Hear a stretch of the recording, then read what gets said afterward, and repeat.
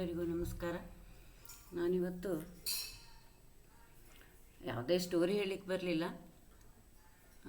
ವಿವಿಧತೆಯಲ್ಲಿ ಏಕತೆ, ಈ ಕನ್ನಡ ವಿಷಯದ ಸಲುವಾಗಿ ಕನ್ನಡ ಭಾಷೆಯ ಕುರಿತು ಒಂದೆರಡು ಮಾತು ಹೇಳೋಣ ಅಂತ ಅನ್ನಿಸ್ತು. ಅದನ್ನು ಹೇಳ್ತಾ ಇದ್ದೇನೆ. ಅಂದರೆ ಈ ಕರ್ನಾಟಕದಲ್ಲಿ ಆಡೋ ಭಾಷೆ ಕನ್ನಡ ಆದರೂ ಕೂಡ ಬೇರೆ ಬೇರೆ ಪ್ರದೇಶದಲ್ಲಿ ಬೇರೆ ಬೇರೆ ರೀತಿಯ ಕನ್ನಡವನ್ನು ಮಾತಾಡ್ತೇವೆ. ಈ ಬೆಂಗಳೂರಿನಲ್ಲಿ ಮಾತಾಡುವ ಕನ್ನಡನೇ ಬೇರೆ, ಹಾಗೆ ಉತ್ತರ ಕರ್ನಾಟಕ ಬದಿಗೆ ಹೋದರೆ ಅಲ್ಲ ಆಡುವ ಕನ್ನಡ ಭಾಷೆ ಆಡುವ ರೀತಿಯೇ ಬೇರೆ. ಈ ಮಂಗಳೂರು ಕಡೆಗೆ ಹೋದ್ರೆ ಮಂಗಳೂರು ಕನ್ನಡನೇ ಬೇರೆ. ಹಾಗೆ ನಾವು ಆ ಕಡೆ ಉತ್ತರ ಕನ್ನಡಕ್ಕೆ ಹೋದರೆ ಅಲ್ಲಿ ಘಟ್ಟದ ಮೇಲೆ ಆಡುವ ಭಾಷೆನೇ ಬೇರೆ ಕನ್ನಡ, ಘಟ್ಟದ ಕೆಳಗೆ ಆಡುವ ಭಾಷೆ ಕನ್ನಡ ಬೇರೆ. ಅದೇ ರೀತಿ ಈ ಒಂದೊಂದು ಜಾತಿಯವರು ಒಂದೊಂದು ರೀತಿ ಕನ್ನಡವನ್ನು ಮಾತಾಡ್ತಾರೆ. ಹವ್ಯಕರು ಮಾತಾಡೋದೇ ಬೇರೆ.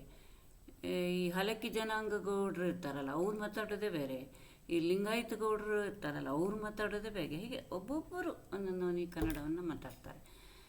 ನನಗೆ ಈ ಹಲಕ್ಕಿ ಜನಾಂಗದವರು ಕನ್ನಡವನ್ನು ಮಾತಾಡ್ತಾರಲ್ಲ ಅದು ಒಂಥರ ತಮಾಷೆಯಾಗಿದೆ. ಅದರದ್ದು ಒಂದೆರಡು ಘಟನೆಯನ್ನು ಹೇಳಬೇಕು ಅಂತ ಮಾಡ್ಕೊಂಡಿದ್ದೇನೆ.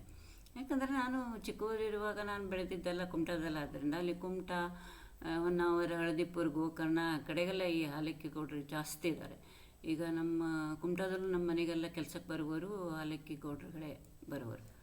ಈ ತೋಟದ ಕೆಲಸ, ಮನೆ ಕೆಲಸ ಎಲ್ಲ ಮಾಡಲಿಕ್ಕೆ ಬರುವವರೆಲ್ಲ ಅವರೆಲ್ಲ ಏನು ಅಂದರೆ ಗಂಡಸರಿಗೆಲ್ಲ ಗೌಡರು ಅಂತ ಕರಿತೇವೆ, ಹಾಲಕ್ಕಿ ಗೌಡ ಅಂತ ಕರಿತೇವೆ. ಹೆಂಗಸರಿಗೆಲ್ಲ ಗೌಡ್ತಿ ಅಂತ ಕರಿತೇವೆ. ಗೌಡ್ತಿಯರು ಅಂದರೆ ಅವರು ಹಿಂದಿನ ಕಾಲದ ಗೌಡ್ತಿಯರು ಅಂದರೆ ಒಂದಿಷ್ಟು ಸರಗಳನ್ನು ಹಾಕ್ಕೊಂಡು ಕೈಗೆಲ್ಲ ಕಡಗ ಹಾಕ್ಕೊಂಡು ಫುಲ್ಲು ಒಂಥರ ವಿಶಿಷ್ಟ ರೀತಿಯಲ್ಲಿ ಸೀರೆ ಉಟ್ಕೊಳ್ತಾರೆ ಅವರು. ಆ ರೀತಿಯಲ್ಲಿ ಅವರು ಇರೋದು. ಆದರೆ ಈಗಿನ ಜನಾಂಗದವರೆಲ್ಲ ಚೇಂಜ್ ಆಗಿದ್ದಾರೆ, ಎಲ್ಲರಂತೆ ಉಡುಪುಗಳನ್ನು ಧರಿಸ್ತಾರೆ.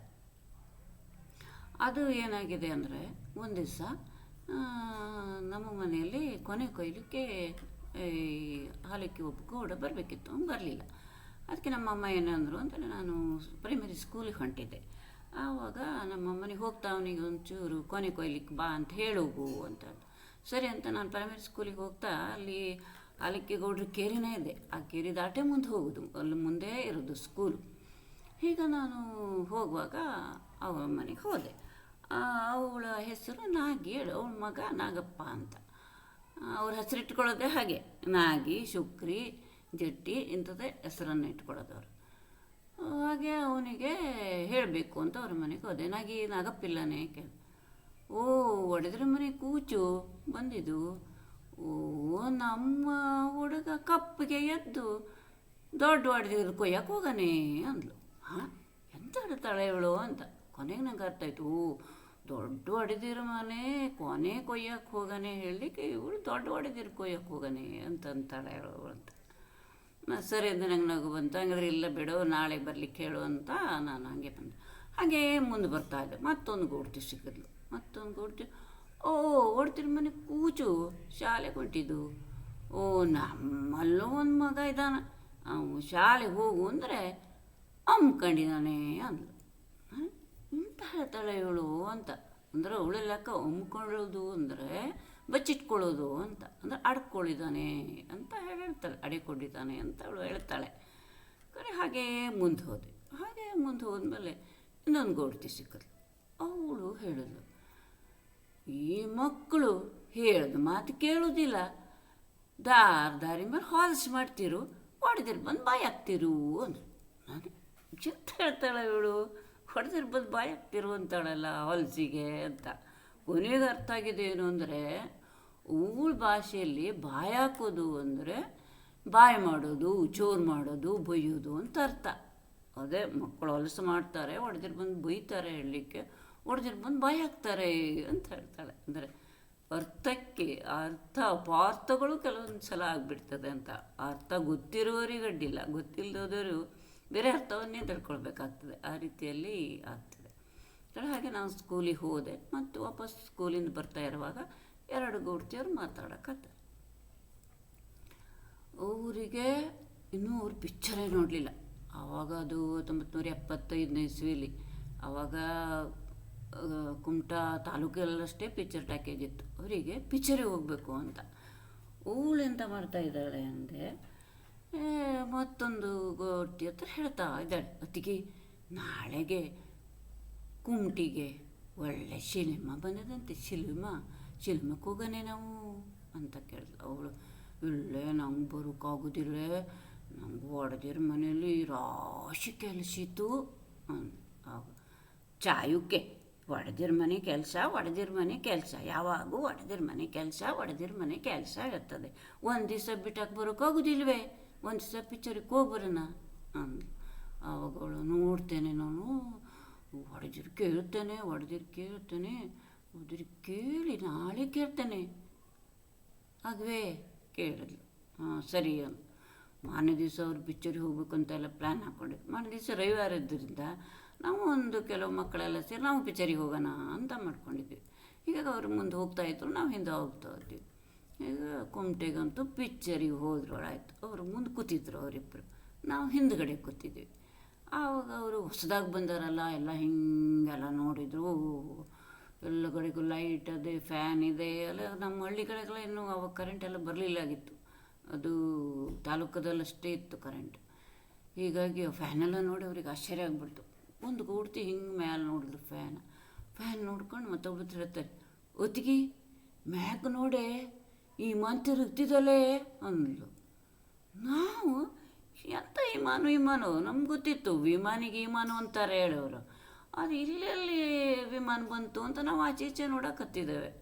ಆಮೇಲೆ ಮತ್ತೊಬ್ಬಳು ಹೇಳ್ತಾಳೆ, ಒತ್ತಿಗೆ ವಿಮಾನಲ್ಲೇ ಮಲಿ ಗಾಳಿ ಪೊಂಕು ಅಂದ್ಲು.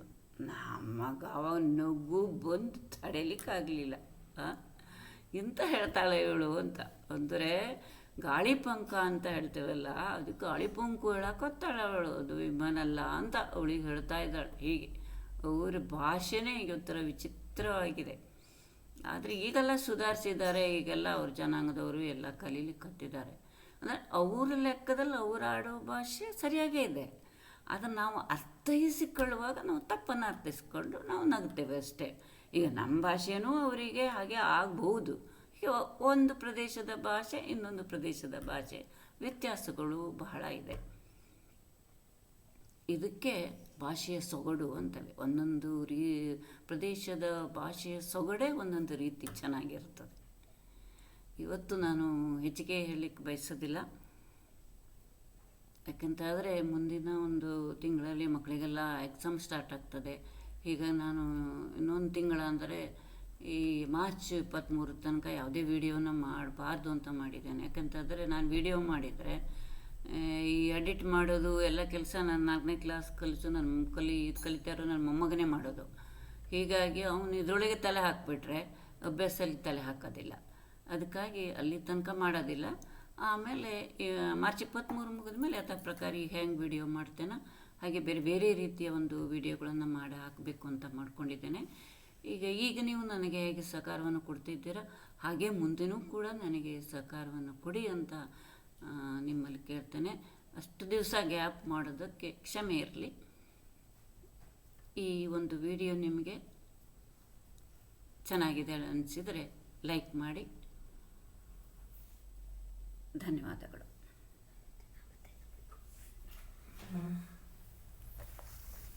Hi guys, so for the past few weeks I'm not doing English stories because I've been studying for the annual exam. I'm so sorry. So until March 22 I won't be making videos. After March 22 I'll make so many English stories you will be enjoyed. Thank you everybody for supporting us. Goodbye.